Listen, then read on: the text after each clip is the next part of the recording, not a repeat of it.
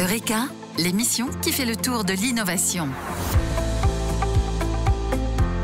Bonjour à tous et bienvenue sur les ondes de Radio KPMG qui diffuse, en partenariat avec Infranum, une série de chroniques consacrées aux territoires connectés et durables. Au micro, Alexandre Durand. Aujourd'hui, nous avons le plaisir d'accueillir deux invités.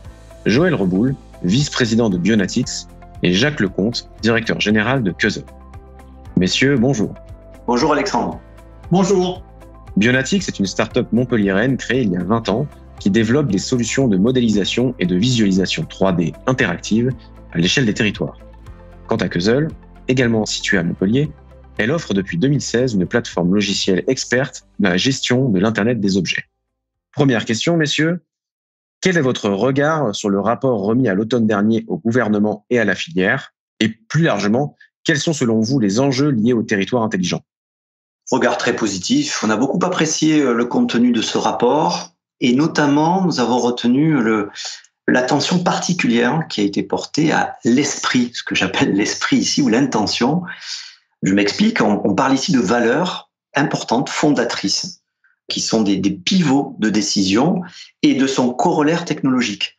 L'intérêt ici, c'est que en fait, la technologie est au service de l'humain et s'adapte à ses besoins, et pas l'inverse, comme parfois c'est le cas, et en particulier dans des solutions Smart City V1 très coûteuses, très très longues à mettre en œuvre, et qui deviennent obsolètes bien souvent avant même que les utilisateurs et que les citoyens puissent l'utiliser. Donc cet esprit-là nous tient à cœur parce que depuis quelques années, nous y travaillons et considérons que ce sont des valeurs absolument stratégiques et nécessaires. J'en relève 3 en particulier: la concertation et l'implication des citoyens de l'écosystème local, la souveraineté numérique et l'éthique associée aux données produites par le territoire. On crée de la valeur et on crée de la donnée dans le territoire, c'est son patrimoine à lui, donc il faut en assurer la sécurité. Et la 3e dimension, c'est la dimension environnementale, c'est-à-dire s'assurer que nos services, que l'impact environnemental de nos services soit modéré, sobre, limité, et donc au service du territoire. Vous partagez ce regard, Jacques? Oui, c'est un excellent rapport sur le territoire intelligent qui met bien en valeur ce que permettent les outils numériques et la gestion des données et ce qu'elles apportent aux politiques publiques. Ce qu'on y a découvert, c'est finalement une formalisation de ce que nous vivons, nous, depuis quelques années sur les projets d'accompagnement de ces territoires. On découvre effectivement qu'il n'y a pas un modèle de territoire intelligent, qu'il n'y a pas un modèle unique de territoire intelligent, que le territoire intelligent, c'est notamment un territoire connecté. Et là, il faut des technologies telles que l'Internet des objets. Et que dans ces outils numériques, il y a surtout une grande part qui est importante laissée à la gestion des données. Et effectivement, ces données, aujourd'hui, permettent un meilleur pilotage de ces territoires et permettent également une mise en œuvre de services numériques au profit des territoires et des citoyens. Quel rôle jouent vos structures et les solutions qu'elles développent dans la mise en œuvre de ces projets de territoires connectés et durables au service des citoyens? Alors, si je voulais schématiser, je dirais qu'en gros, on apporte 3 choses qui sont complètement intégrées les unes aux autres. Un environnement de modélisation 2D, 3D du territoire qui facilite la lecture du 2e bloc qui constituait des données, qu'elles soient issues du monde open data, de données générées par le territoire, par des organismes tiers, par des partenaires du monde de l'IoT. Et l'idée, c'est d'activer le 3e module, qui est en fait un outil de concertation, de collaboration, qui permet de travailler, d'échanger, de collecter de la donnée et finalement de l'exploiter pour le bénéfice du territoire. Ces 3 éléments complètement intégrés reposent en partie sur des technologies open source, sont très sobres, vous garantissent la souveraineté numérique. Nous avons fait un effort considérable là-dessus et travaillé avec des experts du domaine pour nous assurer que depuis l'hébergement jusqu'à la délivrance et l'accès aux services, on puisse garantir à 100% la souveraineté dans un but très très clair, c'est que ces outils en fait permettent bien sûr de piloter, d'opérer d'une certaine façon le territoire, mais aussi de façon sous-tendue et au quotidien de constituer le patrimoine numérique du territoire. Et ce patrimoine-là crée de la valeur dans le territoire, par les gens du territoire, et doit rester dans le territoire.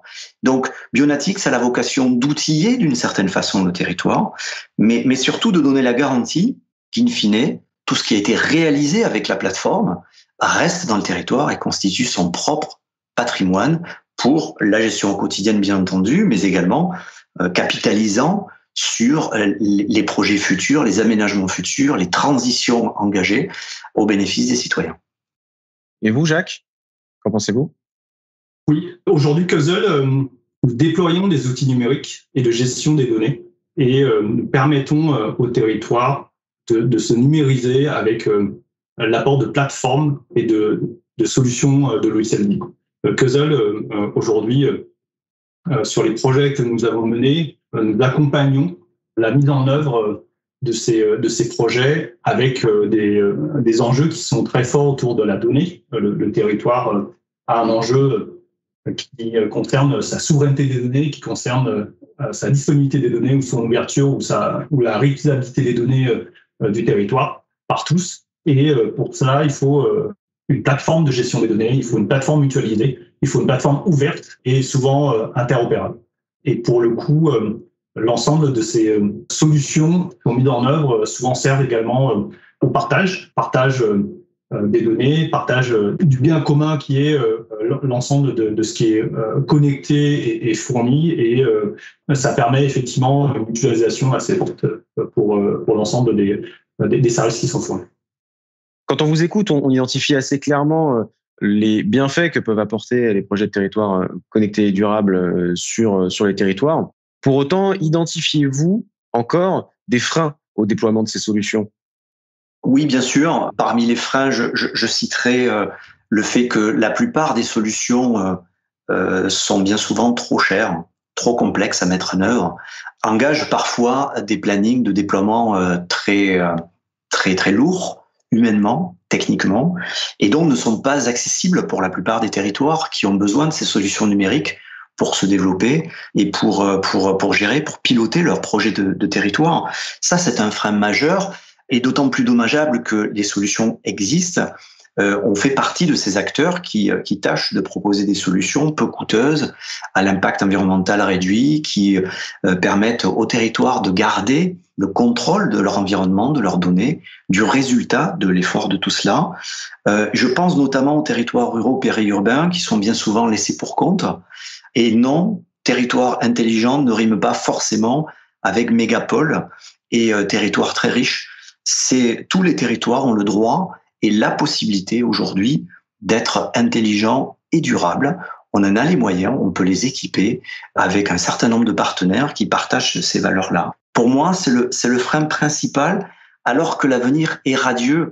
C'est-à-dire qu'on est aujourd'hui, et le rapport que nous citions d'ailleurs en introduction, le met clairement en avant. Les solutions existent. Les analyses nous permettent aujourd'hui, avec l'expérience, le recul que nous avons, d'identifier clairement les freins, les difficultés et les éléments stratégiques qui permettent au territoire de devenir intelligent et durable à des coûts qui correspondent à leurs moyens humains, technologiques, financiers, et tout cela pour accompagner des défis majeurs auxquels tous les territoires sont confrontés, tels que la transition écologique, l'autonomie énergétique, proposer aux citoyens une participation, une implication dans la vie du territoire. Et je m'arrête là parce qu'il nous faudrait 2 heures pour en faire la liste.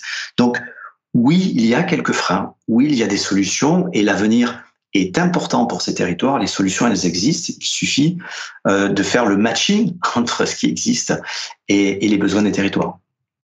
Jacques, quels freins identifiez-vous de votre côté?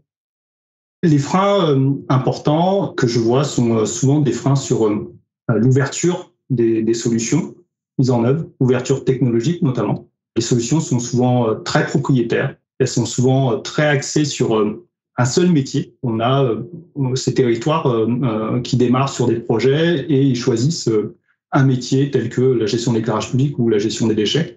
Et on se retrouve souvent sur des projets de mise en œuvre qui concernent un seul métier et qui manquent d'ouverture, qui manquent d'évolutivité, qui manquent de transversalité.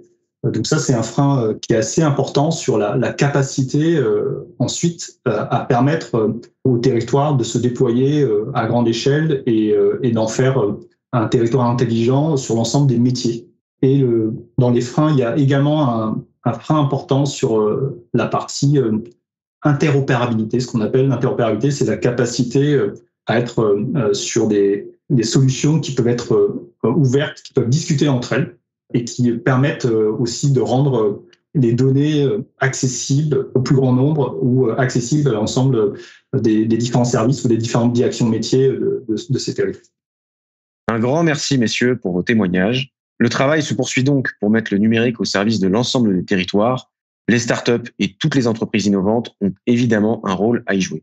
Notre série de chroniques sur les territoires intelligents se poursuit d'ici 2 semaines. Nous vous retrouvons très prochainement sur les ondes de Radio KPMG. À bientôt. Eureka, une émission de Radio KPMG.